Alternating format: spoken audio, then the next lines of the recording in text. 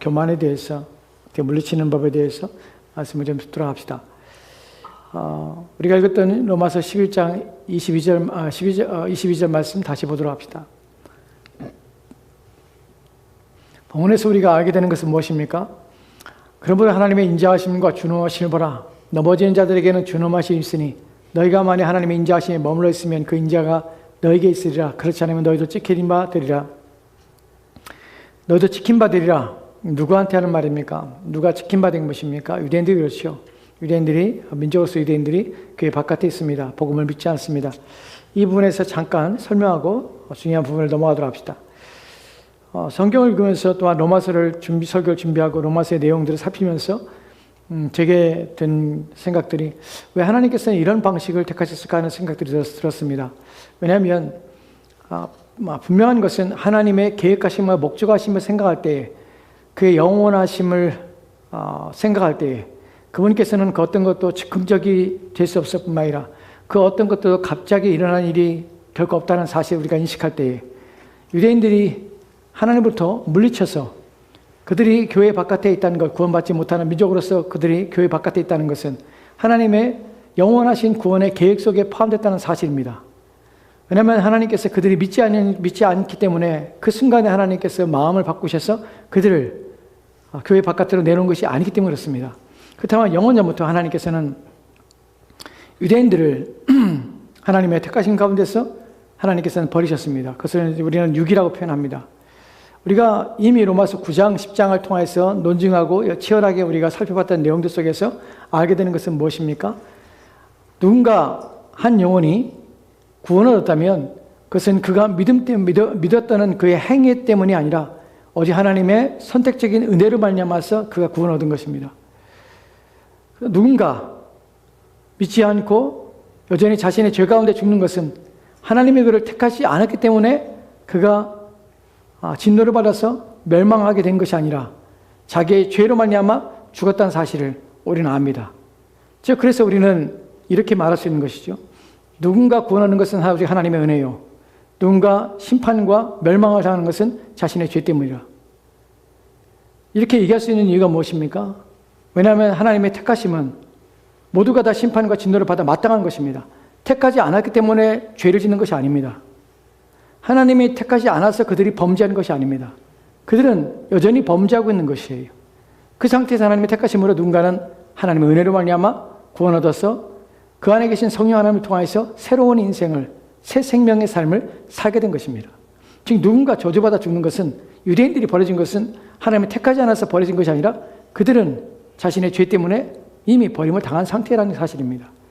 또 하나 우리가 알게 되는 것은 무엇입니까? 그러한 사실 속에서 왜 하나님은 그러한 방식으로 하셨는가 하는 부분입니다. 성경에 나와 있지 않습니다. 그러나 로마서를 읽으면서 고민하면서 로마서의 전체의 말씀들을 생각해 볼 때에 우리가 얻게 되는 결론은 무엇인가 하면 하나님께서 유대인을 그렇게 내버려 두시기로 작정하였다는 것, 그것이 창세전에 하나님의 계획 가운데 하나님께서는 그들을 버려두겠다는 것, 라는 것이 우리가 알게 되는 하나님의 뜻과 계획의 목적하심의 결과이기 때문에 우리가 알게 되는 것은 하나님께 그런 방법을 택하셨다는 사실입니다. 왜 그렇습니까? 왜냐하면 만약에 유대인들이 그들이 교회 안에 들어왔고 하나님께서 그들을 그냥 내버려 두셨다면, 하나님께서 은혜로 그들을 받으셔서 그들로 하여금 구원 얻게 하셨다면 어떤 문제가 생기냐면 이방인인 우리들에게서는 모호한 부분이 생기게 됩니다. 아니 모든 신자들이 모호한 부분이 생기게 됩니다. 어떤 분에서 모호한 부분이 생깁니까? 저들이 믿음으로 구원받았는지 아니면 혈통으로 구원받았는지 우리는 알 수 없습니다.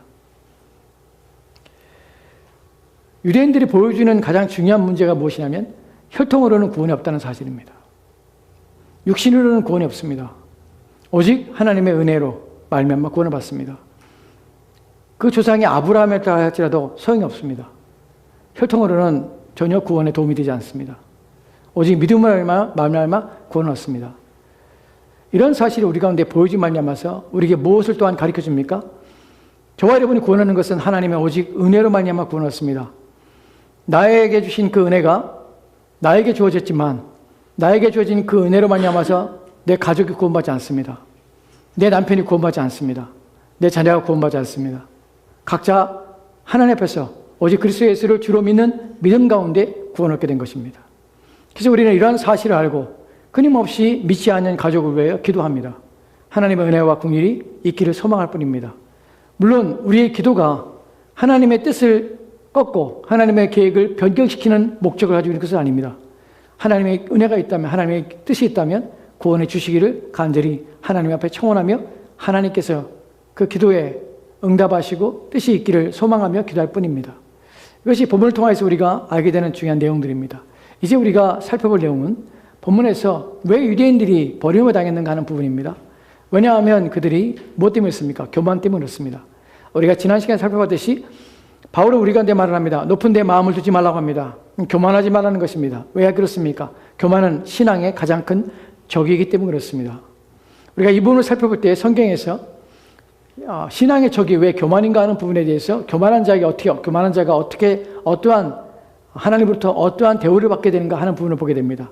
야고보서 4장 6절 말씀 보면 이렇게 기록되어 있습니다. 야고보서 4장 6절 말씀 같이 보도록 합시다. 같이 읽겠습니다. 시작. 그러나 더욱 큰 은혜를 주시나니 그러므로 일렀을 때 하나님이 교만한 자를 물리치시고 겸손한 자에게 은혜를 주신다 하였느니라. 아멘. 하나님이 교만한 자를 물리친다 합니다.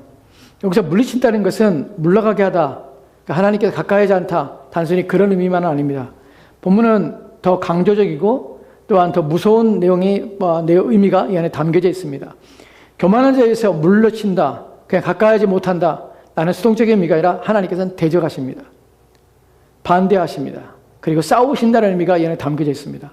왜 교만이 신앙의 가장 중요한 적이냐면, 왜 우리 신앙을 무너뜨리는 가장 중요한 적인가 하면 바로 하나님을 대적하며 하나님을 반대하는 경우, 하나님께서 우리를 반대편에 서기 때문에 그렇습니다. 함께 하나님과 함께하는 것이 아니라 하나님과 대척점에 서서 하나님을 거역하며 반응하는 것이 교만이기 때문에 그렇습니다. 교만은 신앙에 있어 가장 큰 중요한 적입니다. 우리가 하나님과 멀어지게 하는 것이 뿐만 아니라 하나님은 우리를 공격의 대상으로 놓게 만드는 것이 교만인 것입니다. 이에 대해 똑같은 의미를 담아내고 있는 것이 베드로전서 5장 5절 말씀입니다. 베드로전서 5장 5절 말씀 보도록 합시다. 같이 읽겠습니다. 시작. 젊은 자들아 이와 같이 장로들에게 순종하고 다 서로 겸손으로 허리를 동이라. 하나님은 교만한 자를 대적하시되 겸손한 자들에게는 은혜를 주시니라. 아멘. 언제 기회가 됐을 때 겸손에 대해서 신앙의 표지로서 겸손에 대해서 설교를 할 것입니다. 오늘은 이 교만에 대해서만 생각해 보도록 합시다. 허리를 동이라. 하나님은 교만한 자를 대적하시되, 본문에 말하는 것을 대적하다라는 것이 아까 우리가 읽었던 야고보서 4장 6절 말씀에서 물리치시니라 라는 단어와 동일한 단어입니다. 이 단어가 거기서는 물리치시니라 라는 표현됐지만 여기서는 대적이라고 번역했습니다. 왜냐하면 이런 뜻을 가지고 있기 때문에 그렇습니다. 생각해 봅시다. 하나님을 적으로 돌리는 것만큼 인생에서 무서운 건 없습니다. 만왕의 왕이시고 만주의 주이신 그분을 적으로 돌리고 우리가 편안할 수 없습니다. 그분이 나의 적이 되신다면 상상할 수 없는 것입니다. 근데 하나님께서 교만한 자에게 적으로 돌립니다. 즉 우리가 조금이라도 교만하다면 하나님께서는 우리가 어떠한 행위를 하든지 어떠한 순종하고 다른 모든 부분에서 어떠한 일을 행하건 그것이 개의치 않습니다. 하나님은 우리를 적을 대하듯이 우리를 대우하신다는 사실을 기억해야 합니다. 이처럼 교만은 우리 가운데 엄청난 우리의 신앙의 손실과 또한 믿음을 파손하며 또한 하나님과 관계를 훼손해서 우리 신앙을 근간을 흔드는 가장 중요한 문제인 것입니다. 여러분, 교만에 대해서 생각해 봅시다. 사람들은 교만에 대해서 생각할 때 교만이 마음의 문제라고 생각합니다. 맞습니다. 마음에 일어난 일입니다. 그래서 사람들은 교만하지 말라라는 말을 들으면 어떤 생각을 하게 되냐면, 내가 교만하지 말아야지, 겸손해져야지 하고 내가 겸손해지자, 겸손하는 방식이 뭘까? 내 마음에 겸손할 마음을 갖자라고 스스로 자기의 마음을 어떻게 컨트롤하고 자기의 마음을 바꾸는 일들을 행하려 합니다. 그것이 겸손의 방식이고 겸손해지는 일이라는 사실을 스스로 생각하기 때문에 그렇습니다. 여러분, 겸손은 그렇게 되지 않습니다. 교만이라는 것은 그 교만이라는 사실이 왜 이런 부분에서 우리 마음을 다스리며 우리 마음의 작용을 우리가 바꿔서 내가 겸손해지고 교만해서 겸손으로 낮아지고 내 마음 바꿔서 내가 그런 상태에 놓이게로 만들 수 없냐면, 교만이라는 자체가 가지고 있는 것이 뭐냐면 스스로 자신이 교만하다는 사실을 인지하지 못하게 하는 것이 교만이기 때문에 그렇습니다. 내가 교만하다는 사실을 전혀 인지 못해요. 사람들이 왜 교만에서 벗어나지 못하게 되냐면, 교만에 빠지는 순간에 그는 그 교만에서 어떤 방식을 통해서도 스스로 그 교만에서 나올 수 없는 이유가 무엇이냐면 자기 자신이 교만하다는 사실을 전혀 인지하지 못하는 상태가 교만이 만드는 기만인 것입니다. 교만이 우리 마음에서 일으키는 기만이 무엇이냐면 너는 겸손하다는 것이에요. 너는 아무런 문제가 없다는 것이에요. 심지어는 다른 사람이 당신은 교만합니다 말은 들을 때도 불구하고 나는 내 자신에 대하여 겸손하다, 나 자신에서 교만하다는 생각을 하지 못하게 하는 것이에요. 그래서 인간이 자기 스스로 자기의 교만의 상태를 물리치고 자신이 하나님 앞에 스스로 낮아지는 방식은 찾을 수 없는 것입니다. 근데 많은 사람들은 교만에 대해서 교만을 피하는 겸손의 방식을 자신의 마음을 돌리고 자신의 생각을 돌려서 자신이 겸손해질 수 있다고 착각하는 것이에요. 여러분, 이것은 성경이 전혀 가르치고 있지 않은 부분입니다. 우리는 그렇게 교만하지 않습니다. 우리는 겸손하지 않습니다. 교만은 우리 마음에 일어난 상태지만 내가 그 교만에 빠지는 것이에요.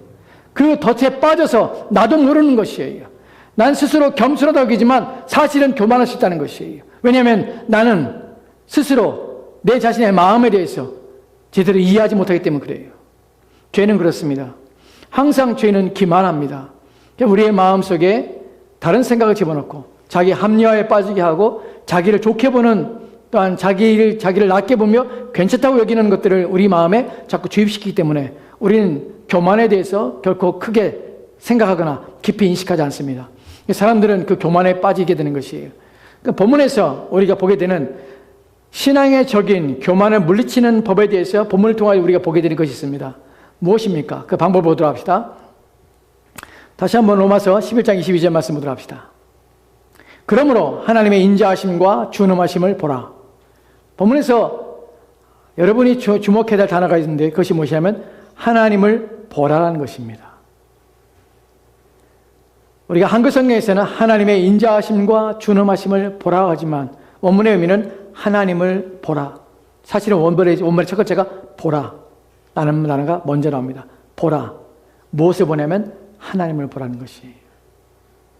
이 부분을 기억해야 합니다.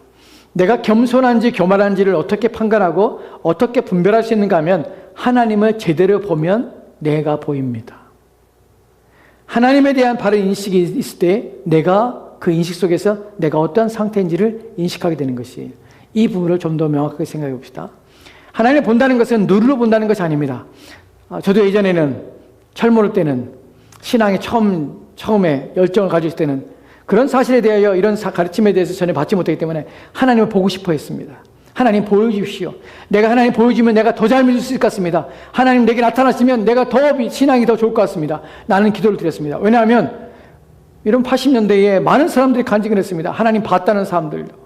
간증 속에서 하나님은 봤다. 기도하는 중에 하나님께서 그리스도를 봤다. 이런 그들이 기도 속에 꿈속에서 하나님 만났다. 나는 것들을 얼마나 많이 간증하는지 모릅니다. 80년대에 한국에서 그런 간증들이 유행했습니다. 저도 그런 마음을 가지고 있습니다. 하나님 내게 보여주십시오. 보여주면 더 잘 믿을 수 있습니다. 하나님 내가 보여주면 지금보다 신앙이 더 뛰어날 것입니다. 보여주십시오. 근데 안 보여주시더라고요. 한 번도 안 보여주시더라고요. 그래서 하나님 본 적이 없습니다. 본문에 말하는 것 하나님 보라는 것은 그런 의미가 아닙니다. 어리석게 하나님 보여주십시오라는 것이 아닙니다. 근데 본문에는 하나님을 보라고 말합니다. 어떻게 보는 것입니까? 본문에 말하는 것처럼 인자하심과 준엄하심을 보라는 것입니다. 무슨 말입니까? 하나님이 누구신지에 대하여 깨달으라는 것이에요. 본문에 말하는 것은 하나님의 누구신가, 하나님의 특성, 하나님의 속성, 하나님의 성품이 어떠한지에 대하여 네가 인지하라는 것이에요. 알아라는 것이에요. 그러면 네가 교만하지 않게 되는 것이에요. 즉 본문에서 말하는 것은 하나님에 대한 바른 지식입니다. 하나님에 대한 바른 이해입니다. 이것이 본문에서 우리가 하나님 본다는 의미 속에 담겨진 중요한 내용입니다. 오늘 우리의 문제는 무엇입니까? 교만하지 않기 위해서는 하나님을 봐야 됩니다. 하나님 본다는 것은 무엇입니까? 우리 눈이 아니라 하나님에 대한 이해입니다. 하나님에 대한 바른 지식을 갖는 것입니다. 무엇에 대한 지식입니까? 하나님의 인자하심에 대한 지식입니다. 또 하나님의 준엄하심에 대한 지식입니다. 이후에 보겠지만 이것이 얼마나 우리 가운데 큰 제대로 보는 사람은, 하나님의 인자하심에 대하여 끊임없이 깨닫는 사람은 자신의 삶에 대해서 결코 교만할 수 없습니다. 하나님의 준엄하심에 대하여 끊임없이 인식하는 사람은 결코 교만할 수 없습니다. 왜 그런지 생각해 봅시다. 본문에 중요한 게 바울이 말하고자 하는 것은 무엇이냐면 너희는 하나님께 나오라는 것이에요. 그 이방인 너희들아, 너희가 교만하지 않겠어.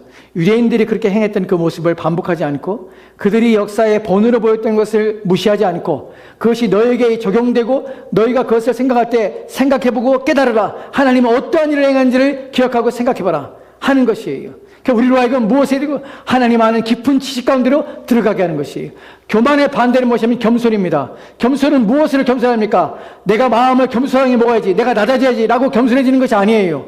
왜냐하면 내가 겸손해질 때 생각할 때에 겸손해져야지, 나는 겸손했다라고 하는 것은 바로 교만의 상태이기 때문에 그렇습니다. 여러분, 진짜로 겸손한 사람은요, 하나님에 대한 깊은 이해 때문에 내가 겸손하다는 생각을 하지 않아요. 그리고 나는 더 겸손해지기 원합니다. 나는 교만합니다. 하나님, 나 겸손해지기 원합니다. 나는 마음이 끊임없이 일어나요. 왜 그럴까요? 하나님의 인자하심과 준엄하심을 알면 알수록 그런 마음이 일어나는 것이에요. 신앙의 성숙은 하나님 말씀에 대한 깊은 이해를 통하여서 하나님이 누구신지를 아는 것이 정말 중요하다는 사실이에요. 오늘날 문제는 무엇이냐면 많은 사람들이 하나님에 대해 알고 있다고 생각하는 것이에요. 안타까운 것이 무엇이냐면 나는 구원받은 지식을 가지고 있다는 것이에요. 여러분, 내가 구원받을 만큼의 지식을 가지고 있는 것이 여러분의 신앙을 온전케 하는 것이 아닙니다. 내가 구원받을 만한 지식이 여러분의 구원을 온전히 이루어가는 것도 아닙니다. 여러분, 사람들은 내가 가지고 있는 구원받을 만한 지식이 필요하며 나에게는 다른 어떤 것도 필요 없고 오직 그것만 있으면 나는 내 영혼이 안전하다고 말하는 것을 결코 성경이 말하고 있는 것이 아닙니다. 왜냐하면 만약에 구원받는 지식만 필요하다면, 우리의 구원에 있어서 그것만 필요하다면 여러분, 성경의 다른 본문들은 우리 가운데 필요 없는 것입니다. 요한복음 3장 16절 말씀 한 절만 있으면 구원에 대한 전체적인 내용이 그 안에 담겨져 있습니다. 만약에 우리 가운데 내가 예수 믿고 구원받는 것, 이것이 하나님의 목적이고 이것만 내게 필요한 지식이라고 여긴다면 다른 성경은 필요 없는 것이에요. 요한복음 3장 16절 한 절만 있으면 충분해요. 근데 왜 예수님의 사복음을 통해서 예수님의 생애가 나옵니까? 여러분, 예수님의 생애만 필요하다면 다른 서신서는 필요가 없습니다. 근데 왜 사도행전이 필요하고 왜 로마서가 필요합니까? 왜 에베소가 필요하며 고린도 전후서가 필요하고 갈라디아가 필요합니까? 왜 히브리서가 필요합니까? 왜 이런 서들이 필요합니까? 왜냐하면 우리의 구원을 받는 것은 내가 예수 믿음으로 구원받는 그 방식 자체가 아니라 그것이 담아내고 있는 그 모든 내용들이 나의 구원을 이루는 가장 필수적인 내용이기 때문에 그 모든 지식은 내게 필요하다는 것이에요. 성경은 그래서 우리 가운데 그런 말씀을 주시는 것이에요. 내 믿음이 무엇인가 생각해봐라. 나는 예수를 믿는다고 내가 믿는 믿음으로 구원받습니다. 난 이것으로 충분합니다. 라고 말하는 것에서 너는 그것이 내게 족하며 그것으로 만족하지만 너의 구원은 온전하지 않다고 말하는 것이에요. 왜요? 나의 구원은 받을 것만 아니라 받아가고 있기 때문에 그래요. 나는 이미 받아서 끝난 것이 아니에요. 받아가고 있는 상태예요. 그럼 어떻게 받아가며 어떻게 구원에 이루어갈 것이라는 것이에요. 그런 상태에 대한 인식조차도 사람들은 하지 못하는 것이에요. 어리석고 미련하게 자기는 하나님 아는 지식, 내가 알고 있는 지식이 전부인 줄 알아요. 그거 외에 다른 것들은 내게 필요 없는 지식이라고 생각해요. 성경에 대해서 깊은 이해와 교리적인 말씀에 대해서, 교리에 대해서 깊은 연구를 합시다. 탐구를 합시다. 교리에 대해서 말씀을 들읍시다. 깊은 하나님에 대한 지식과 지혜를 갖도록 애를 씁시다. 나는 것에서 이것은 내 일이 아니라고 생각해요. 왜요? 나는 구원 얻는 믿음에 대한 충분하다고 생각하기 때문에. 여러분, 그거 얼마나 어리석은지 몰라요. 이것이 바로 교만이에요. 왜요? 하나님에 대해 더 깊은 이해가 없으니까 그 사람은 겸손해질 수 없는 것이에요. 이것이 위험이에요. 하나님을 단순히 알지 못하는 것이 문제가 아니라, 하나님을 깊이 이해하지 못하는 것이 지식의 문제가 아니라, 정보의 문제가 아니라, 내가 더 알고 난 똑똑해 라는 문제가 아니라, 자신의 구원과 자신의 겸손해지는 일에 있어서 결코 그는 겸손해지지 않고 있다는 사실이에요. 왜냐하면 하나님의 지식은, 성경의 교리에 대한, 하나님의 말씀에 대한 깊은 이해는 우리가 그럼 더 겸손해지는 방식으로 우리 가운데 주어졌고, 우리를 더 낮아지게 하는, 특별히 우리의 신앙을 지키는 방식으로 하나님께 주어졌기 때문에 그래요. 그래서 하나님 아는 지식은 단순히 지적인 호기심이 아니라 우리의 영혼을 살게 하며 우리를 교만하지 않게 하시는 하나님의 방식인 것이에요. 그러니까 우리는 하나님을 깊이 더 알아야 되는 것이에요. 더 깊이 깨달아야 되는 것이에요. 여러분, 한 구절 보도록 합시다. 에베소 4장에 보면은, 에베소 4장 14절 말씀에 이렇게 읽겠습니다. 같이 들어갑시다. 시작. 이는 우리가 이제부터 어린아이가 되지 아니하여 사람의 속임수와 간사한 유혹에 빠져 온갖 교훈의 풍조에 밀려 요동하지 않게 하려 함이라. 아멘. 만약에 이미 제가 말씀드린 것처럼 내가 예수를 믿고, 근데 예수님이 십자가에 달려 죽으셨고 부활하셨다. 나는 그것을 믿음으로 구원받고, 그러면 나의 모든 죄는 사함받고 나의 죄책은 다 사라졌다. 나는 그래서 나는 주님이 계신 천국에 갈 것이다. 나는 것만이 진리고 나는 것만이 구원에 필요한 것이라면 본문이 말하는 이런 내용들은 바울이 괜히 한 말이에요. 목사한테 한 말입니까? 전문가한테만 말하는 겁니까? 성경에 대해서 깊은 이해를 가지고 호기심을 가지고 지적 호기심을 따라서 성경을 읽고자 하는 사람한테 시간 남으면 이것도 읽어봐 라고 주는 말씀입니까? 그렇지 않아요. 이는 우리가 이제부터 어린아이가 되지 아니고 누굽니까? 에베소 교인들이에요. 이미 구원받은 사람들이에요. 그 사람들이 뭐라고 말합니까? 이제부터 어린아이가. 그러면 이전에는 뭐였어요? 어린아이였어요. 어린아이. 중생하는 그 순간에 하나님에 대한 모든 지식이 그 안에 들어오는 것은 아닙니다. 중생에는 필요한 지식, 하나님에 대한 이해, 구원에 대한 이해만 들어올 뿐입니다. 그리고 그 위에 나를 구원하시니까 하나님에 대한 깊은 이해가 더 풍성히 채워져야 되는 것이에요. 그래야 어떻게 됩니까? 어린아이가 되지 않는 것이에요. 어린아이가 되는 것은 무슨 문제가 있습니까? 사람의 속임수에 빠집니다. 간사한 유혹에 빠집니다. 온갖 교훈의 풍제에 밀려 요동하게 되는 것이에요. 그래서 그러지 않기 위하여 어떻게? 성장하라는 것이에요. 너희 구원을 이루어가라는 것이에요. 이럴 때 우리는 하나님에 대한 깊은 이해와 지식을 갖는 것이 필요한 이유가 무엇이냐면 우리로 하여금 더 겸손해지고 더 낮아지며, 겸손과 낮아지면 우리를 무엇을 만드냐면 우리를 더욱 성숙시켜가는 것이에요. 성장하는 방식인 것이에요. 이런 방식에 대하여 이해가 필요한 것이에요. 제가 요즘 성경을 읽고 또 책을 읽으면서 놀라운, 예전에는 그렇게 깊이 생각하지 않았던 것들을 생각하게 되었습니다. 그리고 그 부분에 대해서 묵상하게 됐어요. 히브리서 2장의 16절 말씀엔 이렇게 기록되었습니다. 다 다음 주 볼까요? 같이 또 합시다. 시작. 이는 확실히 천사들을 붙들어주려 하심이 아니요 오직 아브라함의 자손을 붙들어주려 하심이라. 아멘. 제가 요즘 읽고 있는 책에서 한 내용을 읽었습니다. 한 파트를 읽고 있는데 그 말씀의 내용이 그렇습니다. 하나님께서 왜 인간을 구원하시기를 작정하셨을까? 라는 질문을 던집니다. 그래서 왜 하나님께서는 사단을 구원하지 않으실까? 그래서 그 본문을 보고 이런 것들이 어디 있지 성경에? 이런 부분이 어디에서 우리가 고민할 수 있지? 하고 성경을 이제 생각해보고 찾아보기 시작했어요. 그러고 나서 이제 히브리서 2장에 어디서 본 듯한 느낌이 나서 찾다가 히브리서를 보다가 이 구절을 내가 알게 됐어요. 이는 확실히 천사들을 붙들어 주시며 하심이 아니라, 한글 성경에는 붙들어 주려 하심이 아니라 표현됐어요. 붙들어 준다는 것이 구원하는 것이라는 의미가 있지만 오직 아브라함의 자손을 붙들어 주려 함이라. 아브라함의 자손만을 구원하기 위해서 라는 것으로, 물론 아브라함이 표현된 이유는 무엇입니까? 믿음이 조상이기 때문에 그래요. 믿음으로 말미암아 구원하는 것을 표상이기 때문에 아브라함이에요. 근데 붙들어 주려 하려 하심이라 이 단어를 원문을 찾아봤습니다. 이게 도대체 무슨 말인지. 근데 원문을 보면 이것이 무엇이냐면 취하다는 의미예요. 취하다. 무엇을? 본질을 취하다는 것이. 그러면 이 부분을 그렇게 해서 설명해 볼게요. 이는 확실히 천사들의 형상을, 본질을 취하려 하심이 아니라는 것이에요. 아브라함의 자손을, 형상을 본질을 취하려 하심이라 라는 말이에요. 그러니까 이것이 어떤 의미를 갖고 있냐면 그리스도께서 성육신하신 내용이 본문에 담겨져 있는 것이에요.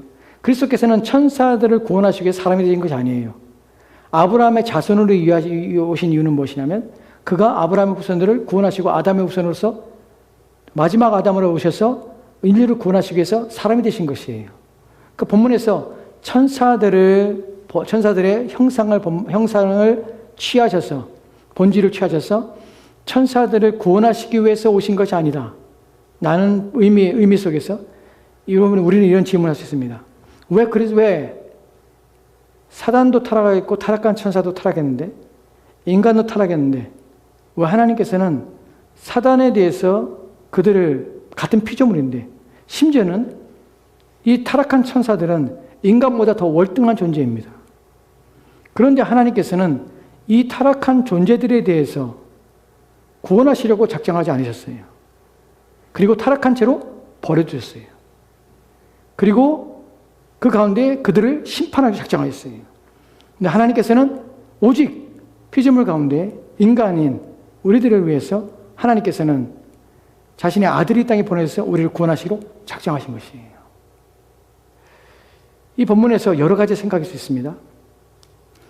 근데 여러분에게 한 가지 말씀을 드리면 하나님이 우리를 위한 하나님의 긍휼과 자비하심이 얼마나 큰가 하는 부분에 대해서만 생각해 봅시다. 왜 우리입니까? 만약에 인간이 타락했을 때 하나님께서는 인간을 통해서 온 자신이 만든 모든 피조세계가 엉망이 되어버렸어요. 그러면 하나님께서는 한 번에 다 쓸어버리시고 새로 할 수 있는데 그렇게 하지 않으셨어요. 그리고 그 인간들을, 타락한 인간들에게 새 소망을 주시고 하나님께서는 그들을 구원하기로 작정하셔서 자신의 아들 예수 그리스도를 이 땅에 보내신 것이에요. 그래서 그 중에 우리 또한 그리스도 예수 안에서 창세전에 그의 계획과 목적 가운데 우리를 내셨고 이 땅에 보내셔서 우리를 불러주셔서 하나님의 자녀 삼아주셔서 우리로 하여금 무엇을 이 땅의 삶이 전부가 아니라 영생이라는 복을 누리며 하나님의 자녀가 되어서 하나님과 영원히 함께하는 삶을 살 수 있도록 하나님의 피조물이 아니라 자녀된 자로서의 영광까지 맛보게 하시고 그 자리로 불러주신 그 은혜가 얼마나 큰가 하는 부분이에요. 여러분, 바울이 지금 뭐라고 말했습니까? 하나님의 인자하심과 존엄하심을 보라고 말합니다. 그의 인자하심에 대해서 어떤 분, 사랑하시는 분이세요. 우리가 왜 하나님을 사랑할 때 왜 겸손해졌을까요? 내가 누구건데 하나님께 나를 사랑하십니까? 내가 하나님 앞에 어떤 존재이기에 하나님 나를 사랑해 주십니까? 다윗이 사무엘사에서 하나님께 뭐라 합니까? 내가 여호와의 성전을 짓기를 내가 마음에 먹었지만 하나님께는 짓지 말라 하십니다. 근데 다윗에게 약속하십니다. 내가 내 집을 지어줄게. 영원히 내 후손에서 영원한 나라, 내 후손으로는 메시아의 나라, 그 나라를 내 후손 가운데 세워줄게. 내가 내 집을 세워줄게 라는 말을 듣고 다윗이 뭐라 합니까? 나와 내 집이 여호와께 무엇이건데 여호와께서 나와 내 집에 이런 복을 주십니까? 라는 표현을 씁니다. 무엇입니까? 그의 낮아짐입니다. 무엇 때문에 그렇습니까? 하나님 은혜 때문에 낮아집니다. 우리가 하나님 묵상의 이유가 무엇입니까? 그 은혜를 묵상할수록 낮아집니다. 겸손해질 수밖에 없어요. 거기서 나 잘났다고 할 수 없습니다. 내가 무엇인지 하나님이 이렇게 은혜를 베푸십니까? 나는 것을 우리가 하나님 앞에 고백하게 되는 것이 하나님의 인자하심만 그렇습니까? 준엄하심 또한 그렇습니다. 준엄이라는 말이 무슨 말입니까? 공의를 하는 것이에요. 엄격하게 하나님께서는 공의를 발동하시며 공의를 행사하시는 분이십니다. 심판과 진노를 하나님 반드시 하십니다. 우리가 로마서 3장 25절 말씀 잘 아는 말씀입니다. 같이 보도록 합시다. 같이 읽겠습니다. 시작. 이 예수를 하나님이 그의 피로써 믿음 말미암는 화목제물로 세우셨으니 이는 하나님께서 길이 참으시는 중에 전에 지은 죄를 간구하심으로 자기의 의로심을 나타내려 하심이니 아멘. 본문에서 우리가 오늘 살펴볼 중요한 내용은 무엇이냐면 이는 하나님이 길이 참으시는 중에 이는이란 왜냐하면 왜 아들 예수를 왜 십자가의 화목제물로 내어주셨는가? 그 피로 말미암아서 화목제로 세우셨는가? 왜 그 십자가에 죽게 가셨는가? 왜냐하면 하나님이 길이 참으시는 중에 어떻게 해요? 참으셨어요. 전에 지은 데에 대해서 구약시대에 지은 모든 죄인들에 대하여 참으신 것이에요. 심판하지 않으신 것이에요. 왜요? 그리스도가 오기 전에 그들에 대해서 그들의 죄를 물으면 그들이 구원받지 못했기 때문에 참으신 것이에요. 언제까지? 자신의 아들이 올 때까지 참으신 것이. 그게 간구하신 것이에요. 못 본 채 하신 것이에요. 그렇다고 하나님께서 죄에 대해서 간구하시며 죄에 대해서 책망하지 않는 것이 아니에요. 언제까지? 자신의 아들에게 쏟을 때까지. 그리고 보이신 것이 자기의 이름을 나타내신 것이 어디에서? 십자가에서. 자신의 아들의 죽음을 통해서 내가 죄에 대해서 반드시 물을 것이며 누군가 범죄한다면 그 죄 하나까지도 내가 찾아서 반드시 심판하리라. 라는 것을 십자가에서 보이신 것이에요. 이런 구절을 묵상하고 이 내용들을 깊이 인식할 때 우리 가운데 드는 내용이 무엇입니까? 내가 하나님의 진노 앞에 설 때 얼마나 두렵고 떨리는가 하는 부분이에요. 우리가 사무엘상에서 7장에서 이런 내용을 보는데 누가 이 능하신 하나님 앞에 서겠느냐. 그리고 계시록 7장에 보면 뭐라고 표현되냐면 하나님의 진노 앞에 누가 감히 서겠는가. 생각합시다. 하나님의 무서운 진노를 생각한다면 존엄하신 하나님에 대한 생각한다면 어떠한 죄라도 하나님께 숨겨질 수 없을 뿐만 아니라 그 모든 죄에서 반드시 죄에 대한 책임을 물으시는 하나님이라면 우리가 그 하나님을 묵상하고 그 하나님에 대해 이해를 한다면 내 삶에서 하나님의 뜻을 어기고 하나님의 목적하심에 대해 반대하며 하나님을 대적하는 자리에 서는 것이 가능하겠는가 하는 것이에요. 내가 교만함으로 하나님 앞에 서서 반대하며 대적하는 자리로 서는 것이 과연 옳은가? 내 영혼이 살 수 있는 길인가 하는 것을 생각해 보는 것이에요. 우리 영혼이 살 수 있는 유일한 방식이 무엇이냐면 하나님의 존엄한 심판에서 벗어나는 것입니다. 오직 예수 그리스도의 은혜 앞에 있는 것이며 내가 하나님 앞에 하나님 말씀에 순종하여 사는 것입니다. 이것이 하나님의 뜻 앞에 내가 복종하며 그 뜻 앞에 거역하지 않는 것이 내 삶에 얼마나 유익한 것인가. 그것만이 내게 복되며 그 삶만이 내게 가치 있다는 사실을 인식하게 되는 것이에요. 그래서 바울은 우리에게 하나님을 보라 못하죠 여기서 교만하지 않기 위해서 하나님 무엇을? 하나님의 인자하심을 깊이 생각하라. 하나님의 준엄하심에 대해서 깊이 인식하라. 인식하면 인식할수록 너희 마음에 어떤 마음이 되면 하나님 앞에 내가 어떤 삶으로 사는 것이 마땅한가 하는 것에 대하여 깊은 깨달음을 갖게 되는 것이. 그래서 저와 여러분들은 겸손하려고 애쓰지 마시고 하나님을 깊이 알려고 애쓰십시오. 그분이 누구신가 어떤 일을 행하시는가를 깊이 인식하려고 애를 쓰십시오. 하나님에 대해서 알면 할수록 여러분 낮아집니다.